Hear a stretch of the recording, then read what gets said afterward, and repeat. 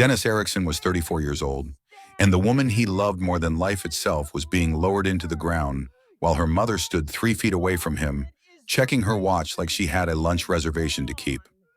3 days earlier, his wife Vivian had died. Cancer. Stage 4 pancreatic cancer that went from unexplained stomach pain to you have 6 months in the span of a single doctor's appointment. That was 8 months ago in late March. They got 2 extra months together. 2 months of stolen time where every sunrise felt like a gift and every sunset felt like a countdown. Vivian passed away on a quiet Tuesday morning in November 2024, holding Dennis's hand in the bedroom of their home in suburban Charlotte, North Carolina. She was 32 years old. Now Dennis stood at Oak Hill Cemetery under a gray sky that threatened rain, watching the casket descend. He couldn't stop crying. His shoulders shook. His chest heaved. He didn't care who saw him break down. Vivian deserved every tear. She deserved more than tears. She deserved to still be alive. "Pull yourself together," a voice hissed in his ear. "You're making a spectacle." Dennis turned to see his mother-in-law, Dolores Whitmore, glaring at him with those ice-blue eyes that Vivian had inherited but had filled with warmth instead of frost. Dolores was 61, dressed in a black Chanel suit that probably cost more than Dennis made in a month as a high school history teacher. Her perfectly styled silver hair didn't move in the November wind. Everything about Dolores Whitmore was controlled, calculated, and cold. "I just lost my wife," Dennis managed to say through his tears. "And I lost my daughter," Dolores snapped back, though her eyes were dry as desert sand. "But I'm not embarrassing her memory by sobbing like a child in front of everyone." Dennis looked around at the everyone Dolores referenced. There were maybe 40 people scattered around the gravesite. Vivian's father had died when she was 12, so Dolores was the only parent present. Vivian's younger brother Jason stood with his wife, both looking uncomfortable. A handful of Vivian's college friends had flown in, some neighbors. Dennis's own parents had driven up from Charleston and stood nearby. His mother's arm linked through his father's, both of them crying openly. A few of Dennis's teacher colleagues had come to pay their respects. These were people who loved Vivian, people who were supposed to be united in grief. "The service is over," Dolores announced loudly enough for everyone to hear. "There will be a reception at my home for close family and friends. Dennis, I need to speak with you privately before you leave." Dennis nodded numbly. He didn't want to talk to Dolores. He didn't want to do anything except go home and crawl into bed and smell Vivian's pillow one more time before her scent faded completely. But Dolores wasn't really asking. She never asked. She commanded. The crowd began to disperse. People approached Dennis one by one, offering condolences that blurred together into a stream of, "I'm so sorry," and "She was wonderful," and "If you need anything." Dennis accepted each hug mechanically, his mind somewhere else entirely. His mother squeezed his hand and whispered, "Do you want us to stay?" "I'll be okay," Dennis lied. "I'll see you at the reception." When the last mourner had walked away toward their cars, Dennis found himself alone with Dolores at Vivian's grave. The cemetery workers had respectfully withdrawn, giving them privacy. The November wind picked up, scattering dead leaves across the grass. "I'll be direct," Dolores said, her tone businesslike. "Now that Vivian is gone, there are practical matters we need to address." Dennis stared at her. "Practical matters? We just buried her." "Which is precisely why we need to discuss this now, before things become complicated." Dolores pulled her coat tighter against the wind. "The house." "What about the house?" "Vivian's house," Dolores clarified. "The one she purchased before you two married. I assume you've been living there, but now that she's gone, we need to make arrangements for you to move out." Dennis felt like he'd been punched in the stomach. "Move out? That's my home. That's where Vivian and I lived together for 5 years." "A home that Vivian bought with money from her trust fund," Dolores said coldly. "Money from her father's estate. Money that had nothing to do with you." This was true, technically.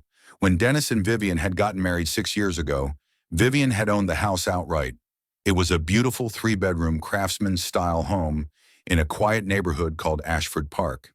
Vivian had purchased it 2 years before they met, when she was working as a pediatric nurse at Carolina Medical Center. The house had cost $385,000, and Vivian had paid cash for it using money from a trust fund her late father had established. Dennis, meanwhile, had been living in a small apartment and working on his teaching certification. He made $42,000 a year as a first-year teacher. Vivian made about $68,000 as an experienced nurse. The economic gap between them had never mattered to Vivian. She loved Dennis for who he was, not what he earned. But it had always mattered to Dolores. "I never asked Vivian to put me on the deed," Dennis said quietly. "She wanted to keep the house in her name for financial planning purposes. Our attorney recommended it for estate tax reasons." "How convenient for you to remember that now," Dolores sneered. "In any case, the house belonged to Vivian, which means it now becomes part of her estate. And since Vivian didn't leave a will—" "She did leave a will," Dennis interrupted. Dolores's eyebrows rose. "Excuse me?" "Vivian made a will 2 years ago when she first got diagnosed. We both did." Dennis's voice was steady now despite the tears still streaming down his face. "Our attorney helped us get everything in order." Something flickered across Dolores's face. Surprise, maybe, or anger. "I see. And I suppose in this alleged will, Vivian left everything to you?" "I'm her husband, Dolores. That's generally how it works." "Her husband of 6 years," Dolores said, her voice dripping with disdain. 6 years during which you contributed essentially nothing to her life. You made what, $45,000 a year teaching? While my daughter supported you?" "I make $52,000 now, actually," Dennis said, though he hated himself for feeling defensive about it. "And Vivian never supported me. We split expenses proportionally based on our incomes. We had a partnership." "A partnership," Dolores repeated mockingly. "Is that what you call a situation where a successful young woman pays most of the bills while her underachieving husband plays at being a teacher?" The words hit Dennis like slaps. This was vintage Dolores. She'd never approved of Dennis. From the moment Vivian had brought him home to meet her family, Dolores had made her disapproval clear. Dennis wasn't wealthy enough, wasn't ambitious enough, wasn't good enough for her daughter. Vivian's father had come from old money, not spectacular wealth, but comfortable. He'd built a successful regional insurance business before dying of a heart attack at 48. He'd left behind a substantial estate that Dolores had managed with an iron fist. Vivian and her brother Jason had each received trust funds worth about $800,000. Dolores had kept the rest, including the insurance business, which she'd sold for a significant profit. Dolores had always envisioned Vivian marrying someone from their social circle, a doctor perhaps, or a successful entrepreneur. Instead, Vivian had fallen in love with a middle-class teacher who grew up in a modest 3-bedroom ranch in Charleston, whose parents were a postal worker and a librarian, and who thought that spending more than $70 on a dinner was extravagant. "I loved Vivian," Dennis said simply, "and she loved me. That's all that mattered." "Love," Dolores scoffed. "Love doesn't pay mortgages or build futures. Though in this case, I suppose it didn't need to, since Vivian had already paid for the house." "Why are you doing this?" Dennis asked. "Why now? Can't we at least get through the funeral before you start attacking me?" "I'm not attacking you. I'm being practical." Dolores checked her watch again. "The reception starts in 45 minutes. I'm simply making it clear that you need to start making plans to vacate Vivian's property. I'll give you 30 days, which is more than generous." 30 days? Dennis felt the surreal horror of the moment crashing over him. "You want me out of my home in 30 days? "It's not your home," Dolores said coldly. "It never was. And now that Vivian is gone, there's no reason for you to continue living there. My attorney will be in touch with the formal notice." "Your attorney?" "Dolores, whatever Vivian's will says, wills can be contested," Dolores cut him off, "especially when there are questions about undue influence or financial manipulation." Dennis felt his blood run cold. "Are you seriously suggesting I manipulated Vivian?" "I'm suggesting that a woman with terminal cancer might not have been in the best state of mind to make major financial decisions. I'm suggesting that a will drafted under such circumstances might not reflect her true wishes. And I'm suggesting that any judge would understand a mother's concern about her daughter's estate being seized by an opportunistic spouse. If you enjoy stories of cold-blooded family betrayal, shocking inheritance battles, and ultimate justice against entitled wealth, like this video, and subscribe to the channel now. There are brand new stories here every day, each one more intense than the last one you watched. And tell me where you are watching from. Dennis took a deep breath, trying to control his shaking hands. This is insane. You can't just throw me out of my home. Watch me. Dolores turned to leave, then paused. Oh, and Dennis, don't bother coming to the reception. You're not welcome. It's for people who actually cared about Vivian, not opportunists who saw her as a meal ticket. She walked away across the cemetery grass, her heels clicking on the paved pathway that led to the parking lot. Dennis stood alone at Vivian's grave, the reality of what had just happened slowly sinking in. His wife was dead, and her mother was trying to throw him out of his home before Vivian's body was even cold.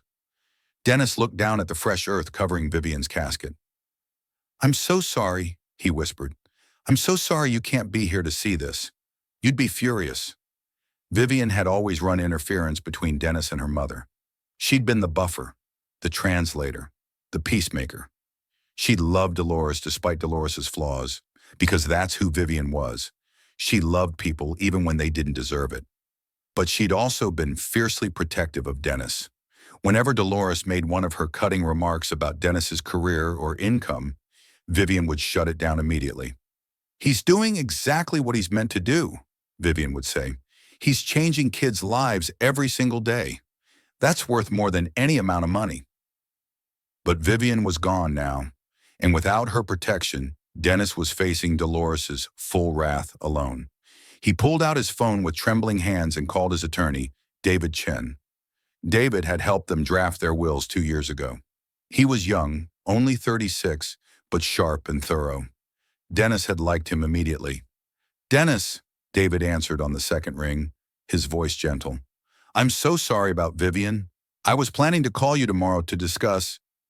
Dolores just told me I have 30 days to move out of the house, Dennis said flatly. She says she's going to contest the will. There was a long pause. She said that? At the funeral? At the cemetery, literally standing at Vivian's grave. Jesus, David muttered. Okay, first of all, breathe. Second of all, don't panic. Vivian's will is ironclad. I drafted it myself. Everything goes to you. The house, her remaining trust fund assets, her retirement accounts, everything. She was very clear about her wishes. Dolores says she'll claim undue influence, that Vivian wasn't in her right mind because of the cancer.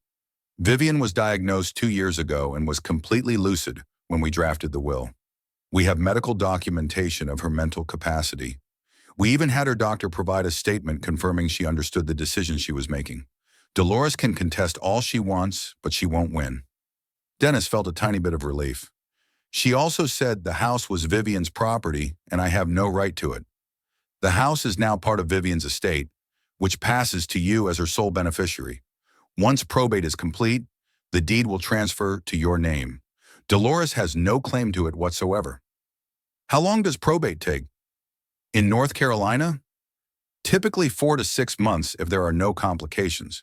If Dolores decides to contest, it could take longer, maybe a year. But Dennis, I need to be honest with you. She's not going to win. The will is solid. I designed it specifically to be contest-proof because, well, Vivian warned me about her mother. Dennis almost laughed despite everything. Of course, Vivian had warned David about Dolores. Vivian had known exactly what her mother was capable of. What do I do now? Dennis asked. You go home, David said firmly. You do not move out. You do not let Dolores intimidate you into leaving your property. That house is legally yours, even if it takes a few months for the paperwork to reflect that. If she sends you any formal notices, forward them to me immediately. And Dennis, don't engage with her. Don't argue. Don't try to reason with her. Just refer everything to me. Okay, Dennis said. Thank you, David. I'll call you tomorrow to schedule a time to go over everything in detail. For now, just get through today. And again, I'm so sorry about Vivian. After they hung up, Dennis stood at the grave for a few more minutes. The cemetery workers were hovering at a respectful distance, waiting to finish filling in the plot. Dennis knew he should leave, but he couldn't quite make his feet move. I'm not going anywhere, he said quietly to Vivian's grave. She wants me gone, but I'm staying. This was our home. These are our memories, I'm not letting her take that away. The wind picked up again, colder now. The first drops of rain began to fall. Dennis turned and walked toward the parking lot, his mind reeling. He didn't go to Dolores's reception.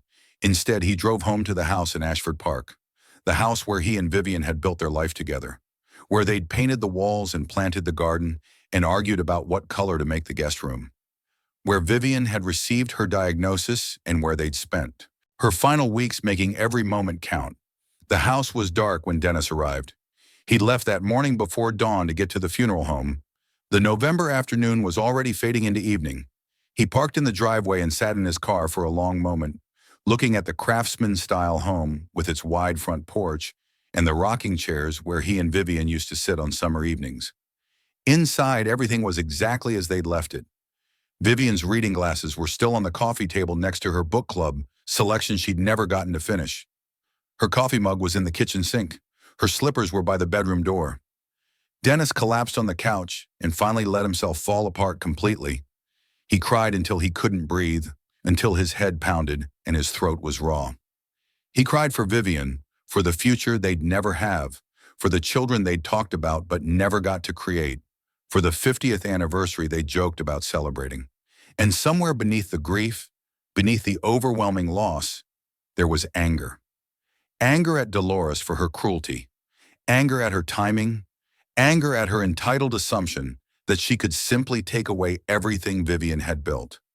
They had no idea what was coming. Dolores thought she could bully Dennis into submission because she'd always seen him as weak, as a lesser, as someone beneath her daughter's station. She thought his grief and his modest income made him powerless. But Dolores had made one critical mistake. She'd underestimated how well Vivian had prepared for exactly this scenario. Dennis stood and walked to the home office they'd set up in the spare bedroom. He opened the filing cabinet where they kept important documents and pulled out a manila folder labeled Estate Planning. Inside were copies of their wills, advance directives, power of attorney documents, and property records. He found what he was looking for, a copy of the house deed. He'd looked at it a few times over the years, but had never really studied it carefully. Now he read every word. The property was purchased by Vivian Elizabeth Whitmore on March 15, 2018 for $385,000. The deed showed Vivian as the sole owner. Everything was exactly as Dolores had described. The house had been Vivian's property, purchased with her money before they married. But then Dennis noticed something. In the bottom corner of the deed was a notation dated January 8, 2023, less than 2 years ago. It referenced a deed modification filed with the Mecklenburg County Register of Deeds. Dennis's heart started racing. He searched through the folder until he found another document, this one newer. It was indeed a deed modification, signed by Vivian and notarized. As he read the document, Dennis felt tears spring to his eyes again, but this time they were different. These weren't tears of grief or anger. They were tears of gratitude. Because Vivian, in her infinite wisdom and love, had taken care of everything. The deed modification, executed on January 8, 2023, just 3 months after her diagnosis, had changed the ownership structure of the house. It was no longer in Vivian's name alone. The property was now held in both their names as tenants by the entirety, a special form of joint ownership available only to married couples in North Carolina. And crucially, it included survivorship rights. Dennis knew what this meant. He'd researched property law when they were doing their estate planning. Tenancy by the entirety meant that upon Vivian's death, the property automatically transferred to Dennis. It didn't go through probate. It didn't become part of Vivian's estate. It simply became his, immediately and irrevocably. Dolores could contest the will all she wanted. She could hire expensive attorneys and drag things out in court. But none of that mattered when it came to the house, because the house wasn't part of Vivian's estate. It was already Dennis's property. It had been the moment Vivian died. Dennis sank into the desk chair, holding the deed modification and shaking hands. Vivian had done this. Vivian had known that Dolores would try something like this. She'd known her mother well enough to predict exactly what would happen, and she'd protected Dennis in the one way that mattered most. She'd made sure he'd never lose their home. At the bottom of the deed modification, Vivian had written a note in her neat handwriting. For Dennis, this house is ours, and it always will be. All my love, S. Dennis traced the words with his finger, fresh tears streaming down his face. Even in death, Vivian was taking care of him. Even knowing what was coming, she'd thought ahead and made sure he'd be okay. Tomorrow, Dolores would probably send her formal eviction notice. She'd probably be smug about it, confident that her wealth and her attorneys would crush Dennis easily. But what happened next would shock her. Because when Dolores tried to claim the house as part of Vivian's estate, she was going to learn that it wasn't part of the estate at all. The deed was already in Dennis's name. The property was already his. And there wasn't a single thing Dolores could do about it. Dennis carefully returned the documents to the filing cabinet. He would call David tomorrow and make sure everything was properly documented and filed. But for tonight, he just needed to sit with this knowledge. Vivian had loved him. Vivian had protected him. And Vivian had made absolutely sure that her mother couldn't take away the home they'd built together. "Thank you," Dennis whispered into the empty office. "Thank you, Vivian. I love you so much." Outside, the November rain fell steadily. Inside, Dennis sat in the home that was irrevocably, legally, and permanently his, and began to understand that sometimes the best protection against cruelty was simply preparation. Dolores wanted a war, but she'd already lost, and she didn't even know it yet. The formal eviction notice arrived by courier, the EEE. Next morning at 9:30, Dennis was sitting at the kitchen table, drinking coffee he couldn't taste and staring at nothing, when the doorbell rang. He signed for the thick envelope with numb fingers and carried it back inside. The letter was printed on expensive cream-colored stationery with the letterhead, Whitmore and Associates Legal Group. Dennis almost laughed. Of course, Dolores had her own law firm on retainer. The letter was signed by a senior partner named Harrison Whitmore, Dolores's late husband's cousin, Dennis realized. Even her attorneys were family members. The letter stated, in formal legal language, that Dennis Erickson was occupying property belonging to the estate of Vivian Elizabeth Whitmore Erickson and was required to vacate within 30 days. Failure to comply would result in formal eviction proceedings. It was dated the day of Vivian's funeral, meaning Dolores had instructed her attorney to draft it before Vivian was even buried. Dennis set the letter aside and called David Chen. "I got the eviction notice," Dennis said when David answered.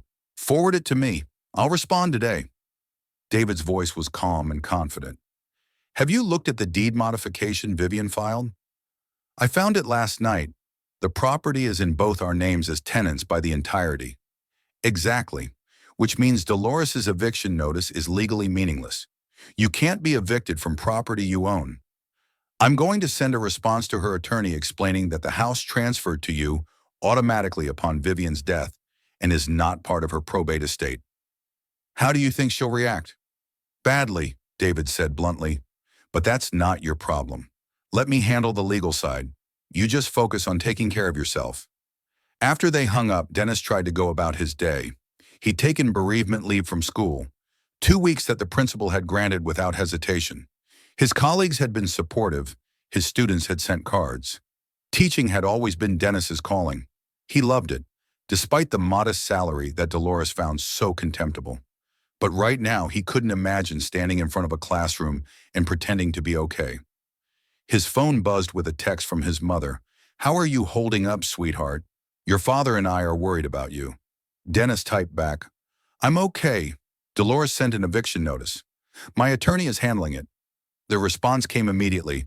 "That woman is unbelievable. What can we do?" "Nothing right now. Just knowing you're there helps." His mother sent back a heart emoji, which made Dennis smile despite everything. His parents had never had much money, but they'd given him something Dolores's wealth could never buy: unconditional love and support. The rest of the day crawled by in a haze of grief and exhaustion. Dennis tried to eat but couldn't. He tried to sleep but lay awake staring at the ceiling. Every corner of the house held memories of Vivian, her laugh echoing from the kitchen, her voice calling up the stairs, the way she'd curl up on the couch with her feet tucked under her, reading nursing journals and medical thrillers with equal enthusiasm. The next morning, David called back. "I sent the response to Dolores's attorney. I included a copy of the deed modification and a letter explaining the legal situation. I made it very clear that any attempt to claim the property as part of Vivian's estate would fail, and that continued harassment could result in a countersuit. What did they say? I haven't heard back yet. But Dennis, I need to prepare you for something. Dolores isn't going to accept this quietly. When she realizes she can't take the house through the estate, she might try other tactics. Like what? Claiming you coerced Vivian into changing the deed, arguing that she wasn't mentally competent when she signed the modification, trying to prove fraud or undue influence. None of it will work, but it could drag things out. Dennis felt a headache building behind his eyes. How long could this go on? Depends on how vindictive she wants to be. Could be a few months, could be a year or more if she really pushes it. But Dennis, she will lose. The deed modification is legal, properly executed, and notarized. Vivian was examined by her oncologist that same week, and his notes confirm she was fully competent. We have everything documented. Vivian thought of everything, Dennis said quietly. She did, David agreed. She told me specifically that she wanted to make sure you'd be protected if anything happened to her. She said her mother would try to take everything, and she wanted to make that impossible. Dennis's eyes burned with fresh tears. Even facing her own mortality, Vivian had been thinking about him, protecting him, making sure he'd have a home in security after she was gone. Thank you, David, for everything. I'm just doing my job. Vivian was a good person, and you were good to her.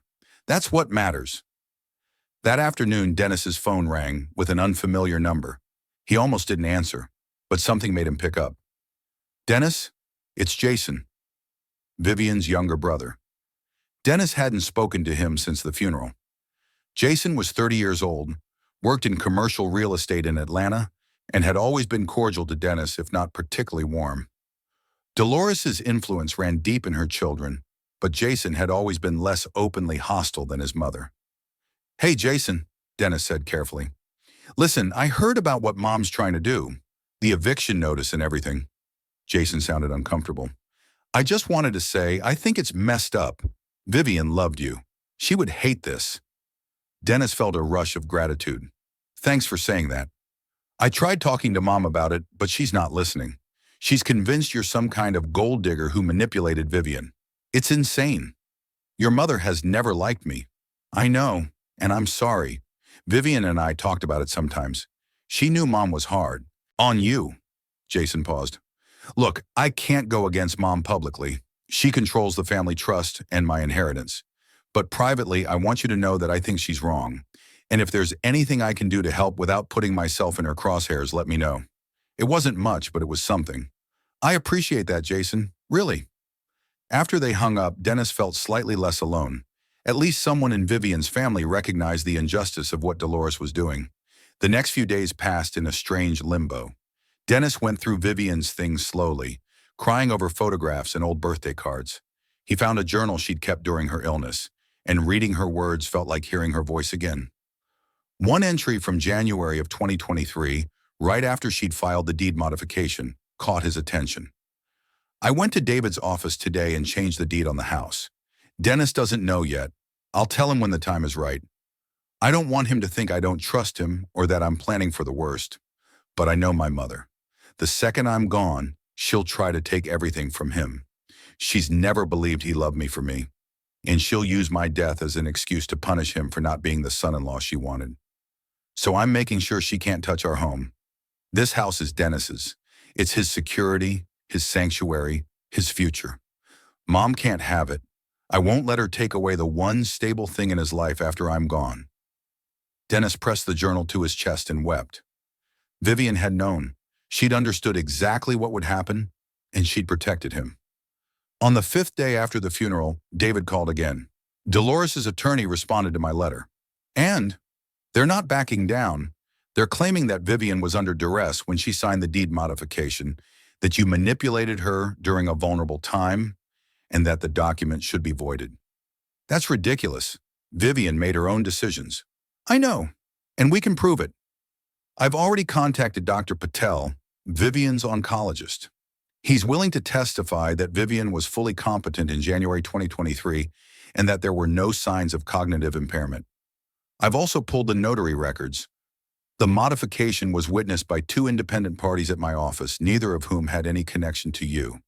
This case has no merit. So what happens now? Dolores's attorney is filing a formal challenge to the deed modification. It'll go before a judge, probably in the next few months. We'll present our evidence, they'll present theirs, which will be nothing but speculation and character attacks, and the judge will rule in our favor. How much is this going to cost? Dennis asked. It was a question he'd been dreading. His teacher's salary didn't leave much room for expensive legal battles. Don't worry about my fees right now. We'll work something out after this is settled. Vivian set up a retainer account for exactly this kind of situation. She knew you'd need legal protection. Of course she had. Vivian had thought of everything. Make sure you're subscribed to this channel if you have not, because the ending of this story will blow your mind. And drop a comment below telling me what you think Dennis should do next. The weeks crawled by. Thanksgiving came and went. Dennis spent it alone, unable to face the holiday without Vivian. His parents invited him to Charleston, but he couldn't bring himself to leave the house.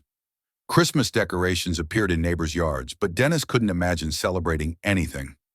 Dolores, meanwhile, escalated her campaign. She started calling Dennis's school, claiming he was mentally unstable and shouldn't be around children. The principal called Dennis personally to assure him that the accusations were baseless and that his job was secure. "We know you're grieving," Principal Hernandez said kindly. "Take all the time you need. Your position will be here when you're ready." Dolores also began spreading rumors in Vivian's social circle.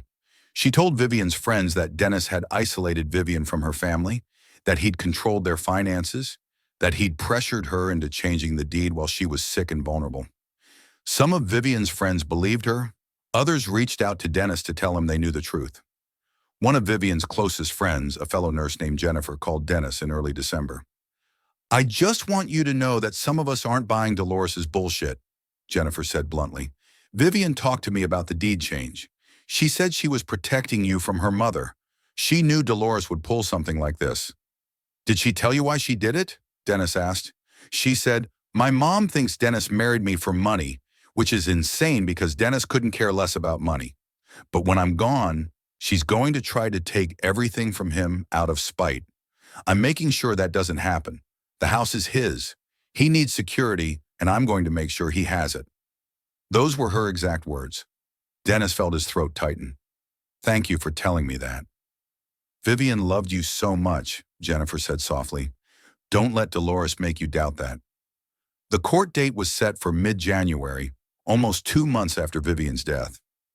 David prepared meticulously, gathering medical records, notary statements, witness testimonies, and financial documents. He built an airtight case showing that Vivian had been fully competent, acting of her own free will, and had explicitly intended to protect Dennis from her mother. Dolores, meanwhile, hired additional attorneys, a team of 3 from a high-powered firm in Charlotte. They filed motion after motion, each one more ridiculous than the last. They demanded Dennis's financial records going back 10 years. They subpoenaed Vivian's medical records and therapist notes. They even tried to claim that Dennis had somehow brainwashed Vivian using psychological manipulation tactics. "They're throwing everything at the wall to see what sticks," David explained. "It's a common tactic when you don't have a real case. They're hoping to overwhelm us or find some tiny inconsistency they can exploit. Will it work? No, because we have the truth on our side, and the truth is very simple. Vivian owned the house. Vivian added you to the deed. Vivian was legally competent when she did so, and the deed modification was properly executed. Everything else is just noise." But the noise was exhausting. Dennis barely slept.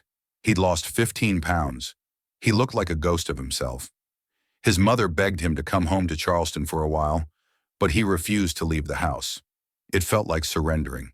In early January, Dennis received a letter from Dolores directly, not through her attorneys, but sent to his home.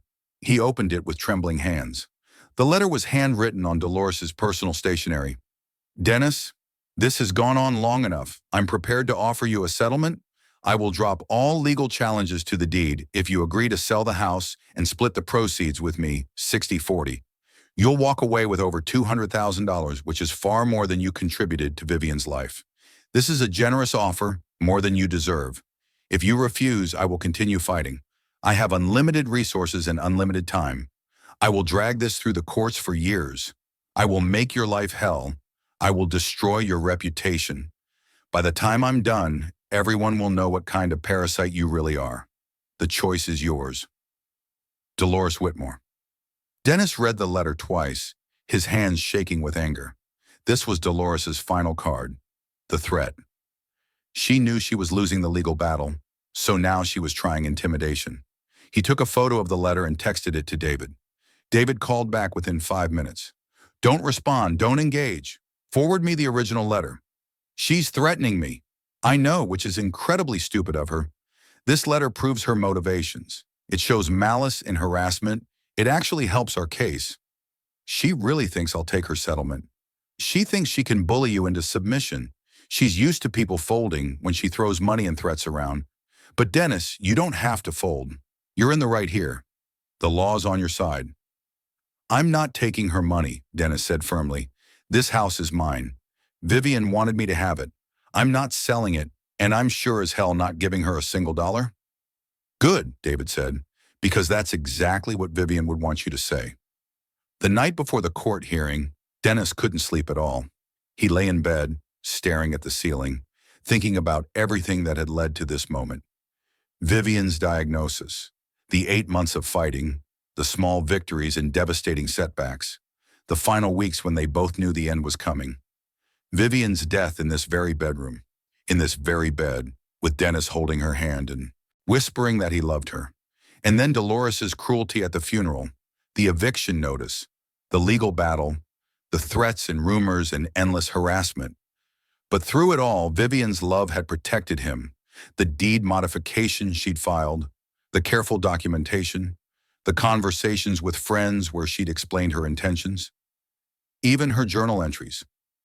Vivian had built an impenetrable legal fortress around Dennis, and Dolores couldn't break through no matter how hard she tried.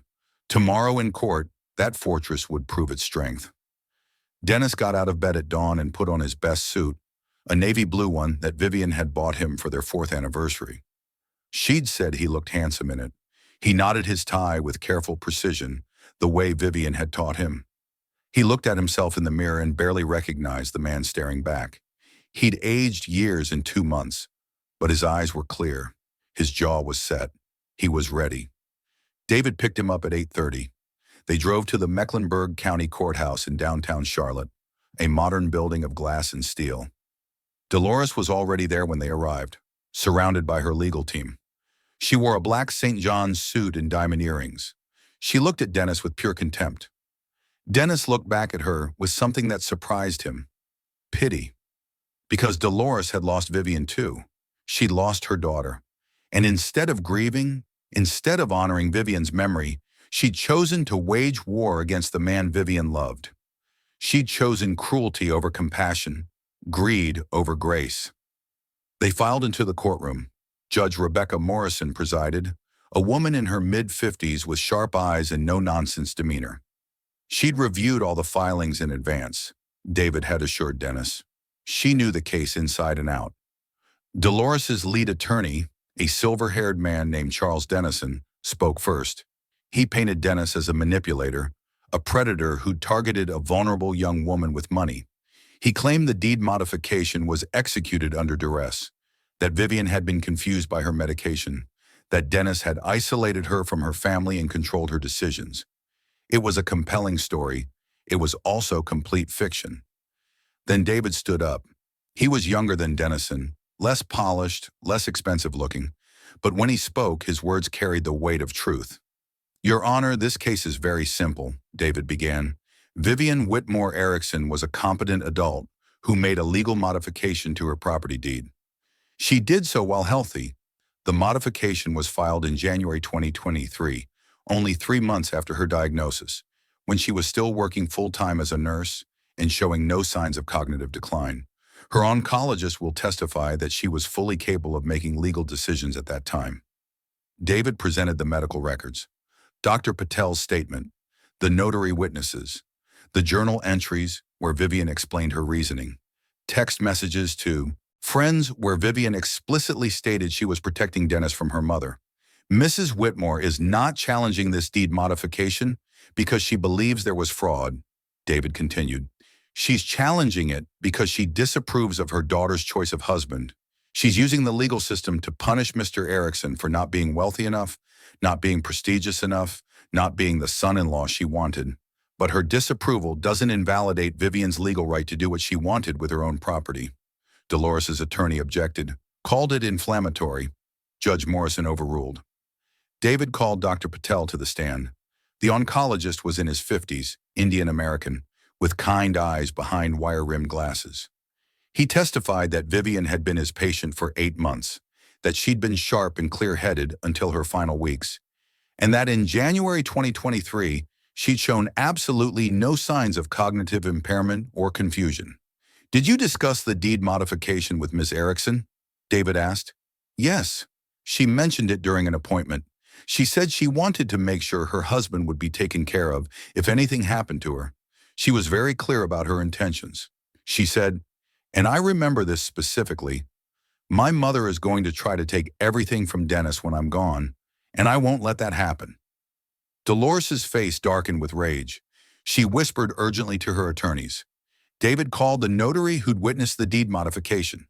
She testified that Vivian had been alert, confident, and had signed all documents without hesitation. "She was very clear about what she was doing," the notary said. "There was no confusion, no pressure, no signs of distress. She knew exactly what she wanted." Finally, David called Jennifer, Vivian's nurse friend.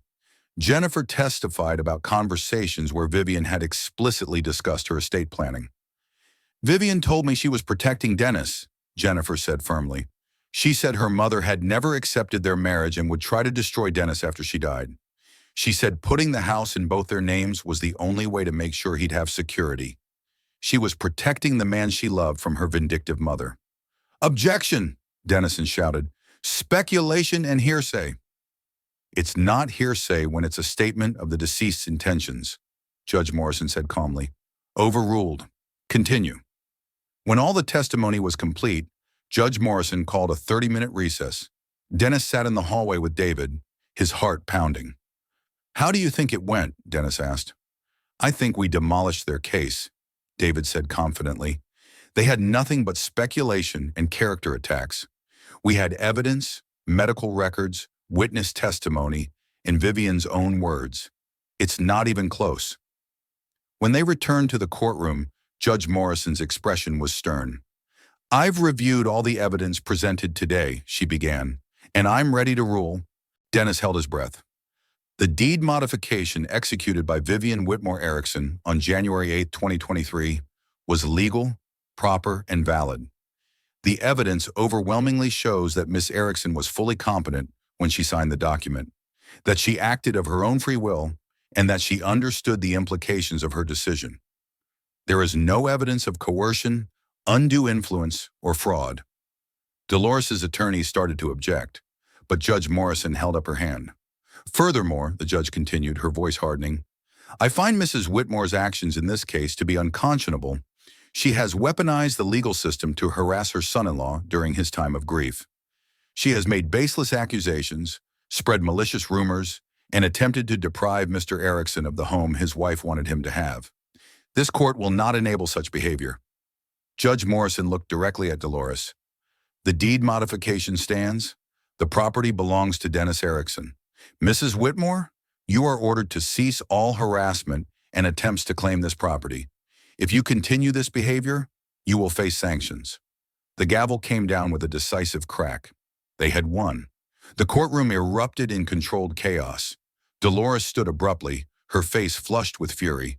Her attorneys immediately surrounded her, speaking in urgent whispers. Across the aisle, David shook Dennis's hand with a broad smile. "Congratulations, it's over." Dennis felt numb. He'd won. The house was legally, irrevocably his. Dolores couldn't touch it. But the victory felt hollow because Vivian still wasn't there to share it with him. She'd given him this gift, this protection, this security, and he couldn't even thank her. "Mr. Erickson," Judge Morrison's voice cut through the noise. Dennis looked up to see her gazing at him with unexpected kindness. "I'm very sorry for your loss. Your wife clearly loved you very much." "Thank you, Your Honor," Dennis managed to say, his voice thick with emotion. Dolores stormed out of the courtroom without a backward glance, her legal team trailing behind her. Dennis watched her go, expecting to feel triumph or satisfaction. Instead, he just felt tired. Outside the courthouse, David walked Dennis to his car. The January afternoon was cold and gray, matching Dennis's mood. "What happens now?" Dennis asked. "Now you go home," David said. "The property is yours, free and clear. I'll handle the final paperwork to make sure everything's properly recorded. Dolores can't appeal Judge Morrison's decision. There's no legal basis. It's done. She's going to hate me even more now." "Probably, but that's not your problem anymore. You don't have to engage with her ever again if you don't want to." Dennis drove home in a daze. The house looked exactly as it had when he left that morning, but somehow it felt different. Lighter, maybe. Or perhaps that was just Dennis himself, feeling the weight of uncertainty finally lift from his shoulders. He called his parents to tell them the news. His mother cried with relief. His father said gruffly, "That's my boy. Vivian would be proud." Jason texted congratulations and added, "Mom is furious, but she'll get over it. You did the right thing." That night, Dennis sat in the living room, where he and Vivian had spent countless evenings together. He pulled out her journal again and read more entries. One from February 2023, a month after she'd filed the deed modification, made him smile through his tears. "Dennis found out about the deed change today. I finally told him. He got upset, not because I did it, but because he hated that I had to protect him from my own mother. He said, 'I don't want you to worry about this stuff. You should be focused on getting better, not on legal documents.'" Sweet, naive Dennis. As if I could stop worrying about his future. As if I could leave this world without making sure he's taken care of. He doesn't understand that protecting him gives me peace. It's one of the few things I can still control. Dennis closed the journal and pressed it against his chest. Vivian had known him so well. She'd known he'd resist being protected, that he'd want to handle things himself, that accepting help made him uncomfortable. But she'd protected him anyway because that's what love was, caring for someone even when they insisted they didn't need it. The next few days were surprisingly quiet. Dennis had expected Dolores to retaliate somehow, but there was only silence. He returned to work in late January, 2.5 months after Vivian's death. His students welcomed him back with handmade cards and awkward but sincere condolences. Teaching was hard, harder than he'd expected. Every day felt like walking through fog, but it was also healing. His students needed him, and having a purpose beyond his grief helped. In February, Dennis received an unexpected visitor. He came home from school one afternoon to find Jason's car in his driveway. Vivian's brother was sitting on the front porch, looking uncomfortable. "Jason?" Dennis approached cautiously. "What are you doing here?" "Can we talk?" Jason asked. "Just for a few minutes?" Dennis unlocked the door and led Jason inside. They sat in the living room, the same room where Vivian had received her diagnosis, where she'd spent her final weeks on the couch watching old movies and pretending she wasn't dying. "I wanted to apologize," Jason said without preamble, "for Mom, for everything she put you through, for not standing up to her sooner." Dennis was surprised. "You don't have to apologize for your mother's actions." "Yes, I do, because I enabled them by staying silent." Jason looked around the room, his eyes landing on a framed photo of Vivian on the mantel. "Vivian was my big sister. She always protected me when we were kids. Mom could be intense, demanding. Vivian took the brunt of it so I wouldn't have to, and I never really thanked her for that." "She loved you," Dennis said simply. "I know, and she loved you. That was obvious to anyone who actually paid attention." Jason ran a hand through his hair, looking more like Vivian than Dennis had ever noticed. They had the same nose, the same way of tilting their heads when they were thinking. "Mom convinced herself that you were using Vivian, that you married her for money. But I saw how you were with her, especially during the cancer. You never left her side. You took unpaid leave from work to be with her full-time those last 2 months. You slept in a chair next to her hospital bed. That's not what a gold digger does." Dennis felt his throat tighten. "I would have done anything for her. I know, and Vivian knew. That's why she made sure you'd be taken care of." Jason pulled an envelope from his jacket pocket. "I found this in some of Vivian's things that Mom had. I took it before Mom could see it. I think you should have it. Dennis opened the envelope with trembling hands. Inside was a letter in Vivian's handwriting, addressed to Jason and dated December 2023, just weeks before her death. Jason, if you're reading this, I'm gone. I need you to do something for me. Please look after Dennis. Not financially, I've taken care of that. But emotionally, he's going to be lost without me, and Mom is going to make his life hell. I know you can't go against Mom openly, but please, in whatever small ways you can, be there for him. Remind him that he was a good husband, that I loved him, that he made my life better. He's going to doubt all of that after I'm gone, because Mom will fill his head with poison. Don't let him believe her lies. Dennis is one of the best men I've ever known. He's kind and smart and funny, and he makes terrible puns that somehow always make me laugh. He works a job he loves, even though it doesn't pay much, because he genuinely wants to help kids. He never cared about my money or my family name. He just loved me. Really, truly loved me for who I was. When I die, I'm going to be at peace because I got to spend 6 beautiful years married to my best friend. Not everyone gets that. I was lucky. We were lucky. Please don't let Mom destroy that. Please help Dennis remember the good parts. I love you, little brother. Take care of yourself, and take care of him. Vivian. Dennis couldn't see the words anymore through his tears. Jason was crying too, not bothering to hide it. She was the best person I knew, Jason said roughly, and you made her happy. I saw it. We all saw it, even Mom, though she'd never admit it. They sat in silence for a while. Two men who'd both loved Vivian, both grieving her loss in different ways. Thank you for bringing this to me, Dennis finally said. It means more than you know. There's something else, Jason said. Mom is planning to sell the family business, the insurance agency that Dad built. She's been talking about it for years, but now she's actually doing it. She's getting older and she doesn't want to manage it anymore. The sale should net about $3 million. Dennis didn't understand why Jason was telling him this. Okay?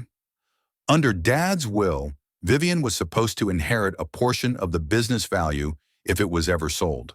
20%. Mom's been avoiding the sale partly because she didn't want to give Vivian that money. She thought Vivian didn't need it since she had her trust fund. But now that Vivian is gone, that 20% goes to Vivian's estate. Which goes to me, Dennis realized. Which goes to you, Jason confirmed. That's $600,000, Dennis. Mom is legally obligated to pay it. Her attorneys have confirmed it. There's no way around it. Dennis felt like he'd been punched. $600,000. It was an unimaginable sum for someone who made $52,000 a year teaching history. I don't want her money. It's not her money. It's Vivian's. It's what Dad wanted Vivian to have. And since Vivian wanted you to have everything, it's yours. Jason stood up to leave. The sale is supposed to close in March. Mom is going to fight this, obviously. She's going to be furious. But the law is clear. That money is legally yours.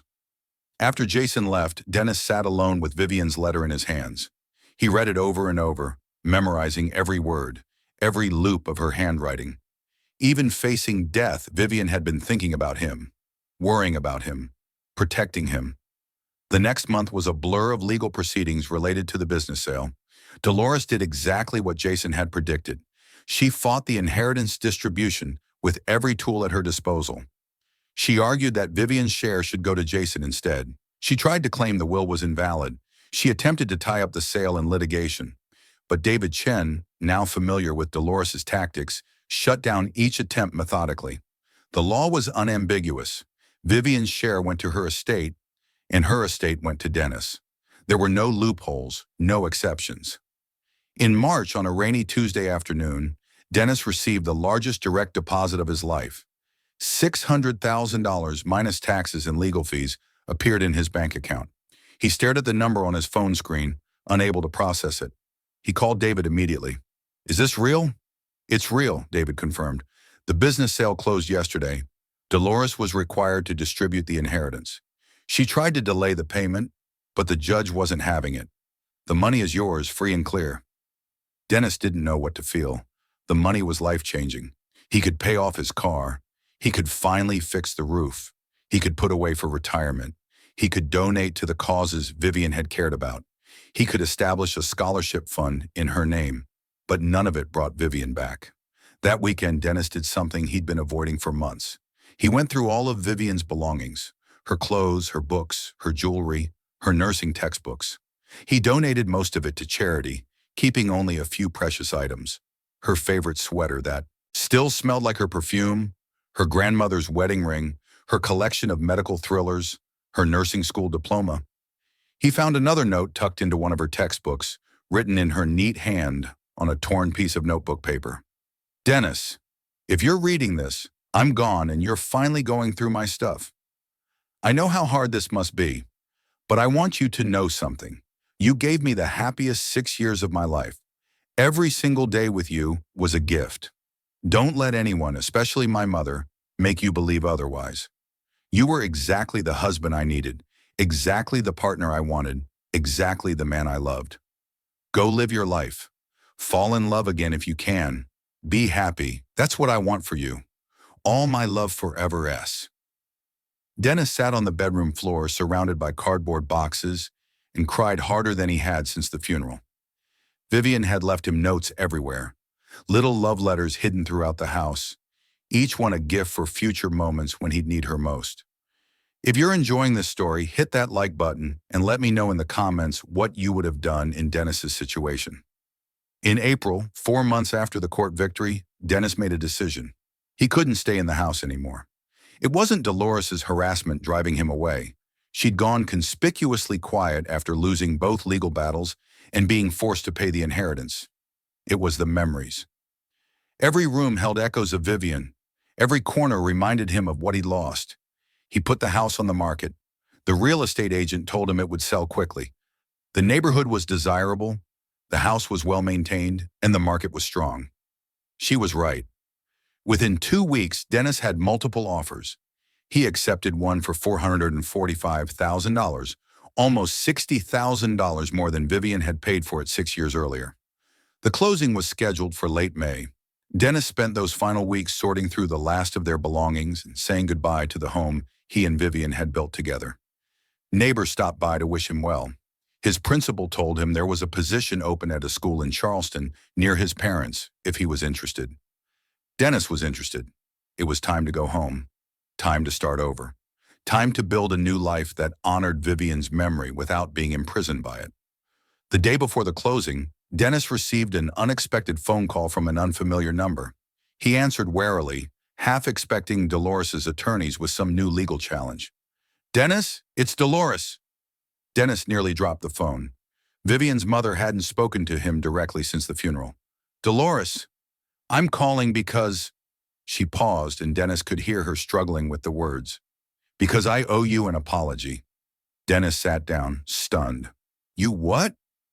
"I owe you an apology," Dolores repeated, her voice stiff but sincere.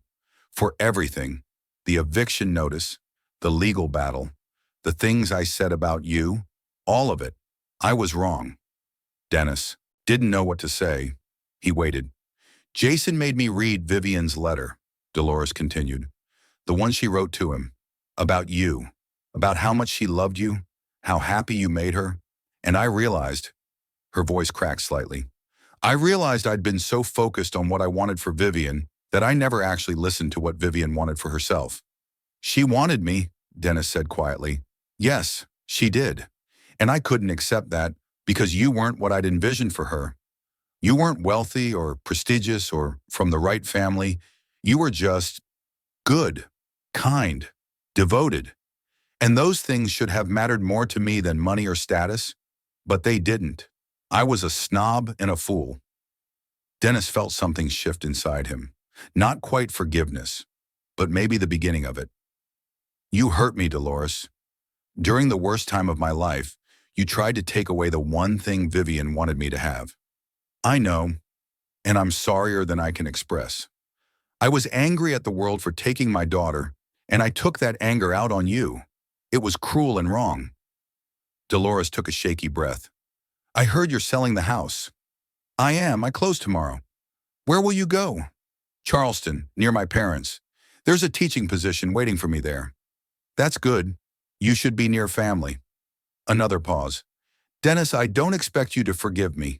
I don't expect us to be friends or stay in touch. But I wanted you to know that I understand now. Vivian loved you. You loved Vivian. You made her happy. And that should have been enough for me from the beginning. Thank you for saying that, Dennis said. He meant it. I also want you to know that I'm establishing a foundation in Vivian's name for pediatric cancer research. I'm funding it with some of the money from the business sale. If you'd like to be involved in any way, on the board or just consulted on decisions, I'd welcome your input. Vivian would want you to be part of honoring her memory. Dennis felt tears prick his eyes. I'd like that. Good. I'll have my attorney, a different attorney, send you the details. Dolores's voice softened. Vivian was lucky to have you. I should have told her that when she was alive. I should have welcomed you into our family instead of fighting against you. I failed as a mother and as a mother-in-law. I'm sorry. After they hung up, Dennis sat in the empty living room of the house he was about to leave. The furniture was gone, sold or donated. The walls were bare, showing the lighter patches where pictures had hung. The house that had been so full of life and love and laughter was now just an empty shell. But it had served its purpose. It had been a sanctuary for him and Vivian. It had protected him from Dolores's wrath. It had given him security during the darkest time of his life, and now it was giving him the financial freedom to start fresh. The next day, Dennis signed the closing papers and handed over the keys. He walked out of the house one final time, paused on the front porch and looked back. Thank you, he whispered to Vivian, to the house, to the universe. Thank you for everything. He drove to Charleston that afternoon, his car packed with the few possessions he'd kept. His parents welcomed him home with tears and tight hugs. His old bedroom was waiting for him, temporarily, until he found his own place. The teaching position would start in August, giving him the summer to settle in and heal. Over the next few months, Dennis slowly rebuilt his life. He found a small townhouse near the ocean, nothing fancy, but cozy and bright. He started therapy to process his grief. He joined a gym and began running again, something he'd loved before Vivian got sick. He volunteered at the local library just like his mother had done his whole childhood. He didn't date. He wasn't ready. Maybe he never would be. But he was learning to be okay with that. Vivian had been the love of his life. If he never found that again, he'd still be grateful for the 6 years they'd had together. In August, Dennis started teaching at Marion High School in Charleston. His students were bright and curious and reminded him why he'd chosen this profession in the first place. He wasn't the same enthusiastic teacher he'd been before Vivian's illness. Grief had changed him, aged him, deepened him, but he was still good at what he did. His students responded to his quiet strength and genuine care. In November, 1 year after Vivian's death, Dennis attended the first board meeting for the Vivian Whitmore Erickson Foundation. Dolores was there, more subdued than he'd ever seen her. Jason attended with his wife. Several of Vivian's nursing colleagues had joined the board. Together, they planned fundraising events and research grants and awareness campaigns. It wasn't a reconciliation exactly. Dennis and Dolores would never be close. The wounds were too deep, the betrayal too fresh, but they could work together to honor Vivian's memory. They could put aside their differences for something bigger than themselves. That evening, Dennis drove to Oak Hill Cemetery. He'd avoided it for months, unable to face Vivian's grave. But now, on the anniversary of her death, he felt ready. He brought flowers, sunflowers, her favorite. He sat on the grass next to her headstone and talked to her the way he used to talk to her in life. He told her about Charleston, about teaching, about the foundation. He told her about Dolores's apology and Jason's kindness. He told her about the house selling and the money she'd left him and how he was using it to build a good life. You took care of me, he said quietly, even when you were dying, even when you should have been focused on yourself. You were still protecting me. You made sure I'd have a home. You made sure I'd have security. You made sure your mother couldn't destroy me. The November wind rustled the leaves on nearby trees. The setting sun cast long shadows across the cemetery. I'm going to be okay, Dennis continued. It took me a while to believe that, but I do now. I'm not the same person I was before. I'll never be that person again, but I'm okay with who I'm becoming. Someone who knows the value of love, Someone who understands that protecting the people you care about is the highest form of devotion. Someone who knows that wealth isn't measured in dollars, but in the relationships you build and the lives you touch. He placed the sunflowers on her grave and stood to leave. "Thank you, Vivian," he said one more time, "for everything, for loving me, for protecting me, for teaching me what really matters. I'll carry that lesson with me for the rest of my life." As Dennis walked back to his car, he felt something he hadn't felt in a year. Peace. Not happiness, not yet, but peace. The acceptance that life goes on, that grief doesn't disappear, but becomes something you learn to carry. That love doesn't end with death, but transforms into memory and gratitude. Dolores had tried to take everything from him out of spite and prejudice, but Vivian had made that impossible. Vivian's love had been stronger than Dolores's hate. Vivian's preparation had been more powerful than Dolores's wealth, and in the end, justice had prevailed, not through revenge or retaliation, but through the simple, profound act of a woman protecting the man she loved. Dennis drove home as the sun set over Charleston, grateful for the years he'd had with Vivian, grateful for the security she'd given him, and grateful for the lessons she'd taught him. That the best protection against cruelty isn't revenge. It's love that plans ahead, that thinks beyond itself, that builds fortresses of legal documents and careful preparation so that even death can't destroy what two people built together. Sometimes the strongest victory isn't fighting back.